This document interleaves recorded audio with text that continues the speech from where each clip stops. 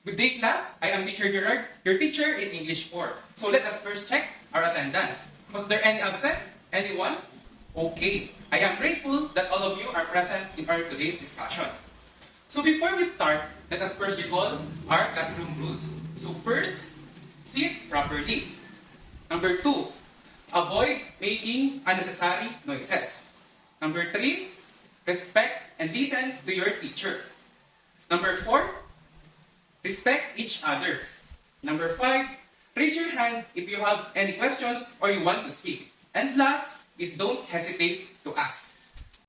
Now that you know our classroom rules, let us proceed on reviewing our previous lesson. So, can any one of you can recall our previous lesson? Anyone? Please raise your hand. Okay, please share your idea. Okay, thank you. Our previous lesson was all about using the past form of irregular verbs. So again, class, what was the rule of the part of irregular verbs? Okay, good job. Most of the irregular verbs change their spelling when they form a past tense, but a few have same form in both past and present tense. So I am very happy that you all remembered our previous lesson. So for this, let's give everyone a round of applause. As we proceed to our new topic, let me tell you our objectives for today's discussion. So at the end of the lesson, the pupils should be able to first write news report using given facts. Number 2, reflect on the importance of news report by understanding its parts. And number 3, design a mini newspaper containing news reports. So class, are you familiar with news? In your own understanding, what is news? Is there anyone who wants to answer?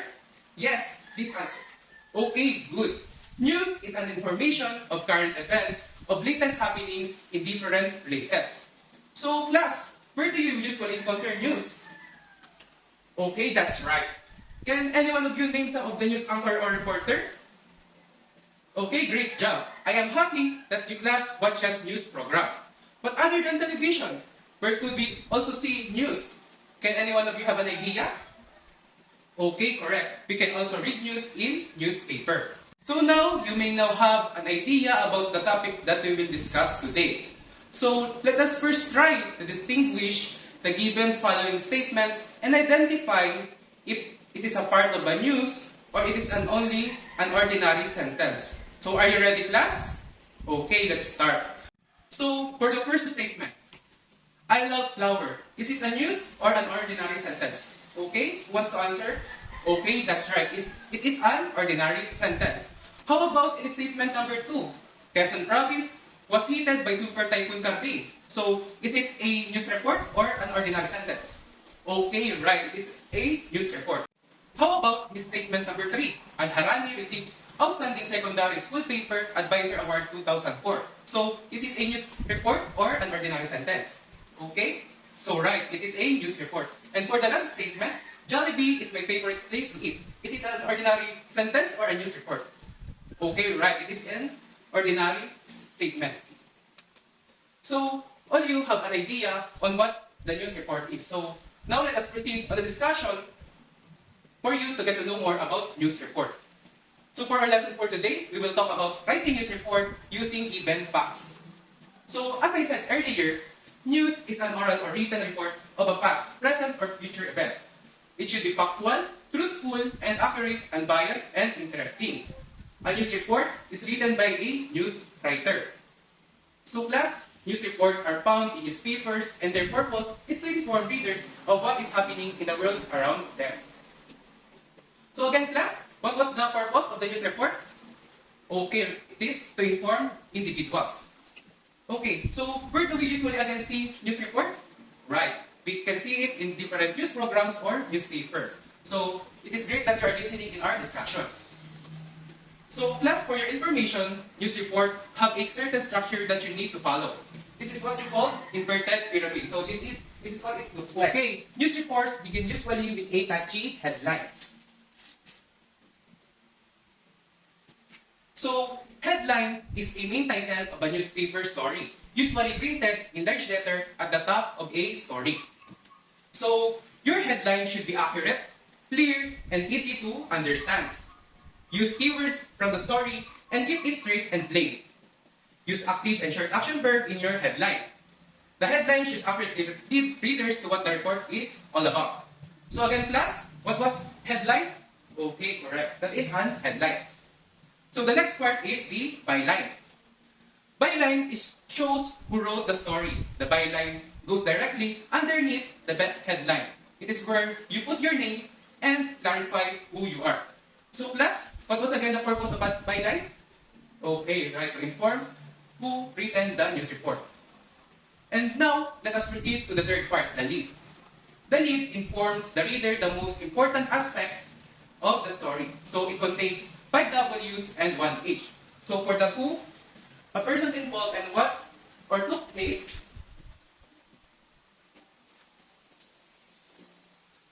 The when or did it take place, where did it take place, and why did it happen?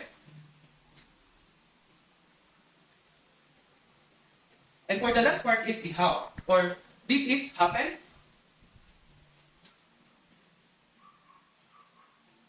So secondary lead is usually only picture and headline. It gives a sneak preview of a story that you might find inside the paper. A news lead is an opening paragraph of a report or articles and is often considered the most important part. Keep your lead to the point, fitting as much as the basic information as you can into your lead. So again, class, what part of the news report that informs the reader of the important aspect of the story? Can any one of you have an idea? Okay? Okay, that's right. It is the lead. So for the last part, it is the body. The body of the news report gives more details and provides more information about why and how of the story. This is going to consist of the facts, but more detailed and specific than in your lead. Use the information you collected and gather at the scene and interviews. Write your report in third person. Make sure your story conveys information and not an opinion. And for the ending, it gives something to think about. So again, class, what is the body all about? Okay, it contains all the information about the news. So, can any one of you again enumerate all the parts of the news report? Okay, good job. Now, what was again the purpose of the news report? Okay, right, it is to inform about the different happenings in different places. Now that you are familiar with the parts of the news report, these are the following strategies in writing a news report. So first, look closely at the picture and the headline. Think of an event that relates to them. Number 2, create interesting facts while answering the question who, what, when, why, and how. Number 3, use quotation to make the report more interesting. Write in short paragraphs. Number 4, be sure your news report reflects in the picture and the headline. Number 5, write your report in the third person. Or for example, use he said, not I said. Now that you know the strategies, are you ready to write a news report? Are you excited, class, to write a news report? Okay. To master our skill, let us first try to answer this practice task. So read and label the given facts of a news report. So as you can see, we have here a big newspaper. So let us try to identify where is the different parts here in this big newspaper. So here in this part, so Baguio City COVID-19 update, 2 deaths, 50 new cases. So what part of the newspaper is it? Can any one of you want to answer? Okay, that's right. It is a headline. So for the next, by Saldi Comanda, Manila Bulletin Staff Reporter, January 27, 2021, 10:23 a.m. So class, what part of news report it is? Any one of you want to answer? Okay, that is correct. This part is a byline. Now, for the third part. So, Baguio City, this city recorded its latest death from the coronavirus disease. So, this part. So, what part of news report is it? Can anyone of you want to answer? Okay, that's right. It is a lead. How about this part that contains all of the details of the news report? Okay, that's right. It is a body. So in the body contains all the different details of the full news report. And for the last, so it is something that you think about. So, okay, it is the ending. So that would be all of the different parts of a news report. So starting from the headline, byline, lead, body, and last is the ending. So now last that you truly understand the parts of the news report, let us now try to write a news report based on the following facts. So do this in a separate sheet of paper. Now that we finish our discussion, I have a question for everyone. Do you think news has an importance? So, any one of you want to answer? Okay, yes, please answer. Okay, good job, you have a good answer. Let us all remember that news is a basic fact of the story that is currently happening or what just happened. Now we finish our discussion. So I have a question for everyone. Do you think, class, that news has an importance? Do you think news is important? Okay, who wants to answer? Anyone? Please raise your hand. Okay, please answer. Okay, that's correct. You have a good answer. So let us all remember that news is a basic fact of a story that is currently happening or that just happened. So let us not forget the 5 parts of the news. And the first is the headline. So for the headline, headline is the main title of newspaper. And it is usually printed at a larger letter at the top of the story. And for the second part is the, what is it, class? Okay, that's right, it is the byline. So the byline is it shows who wrote the story. The byline goes directly underneath the headline. And for the third part, what is it, class? Okay, right, it is the lead. So, class, what is lead? Okay, right.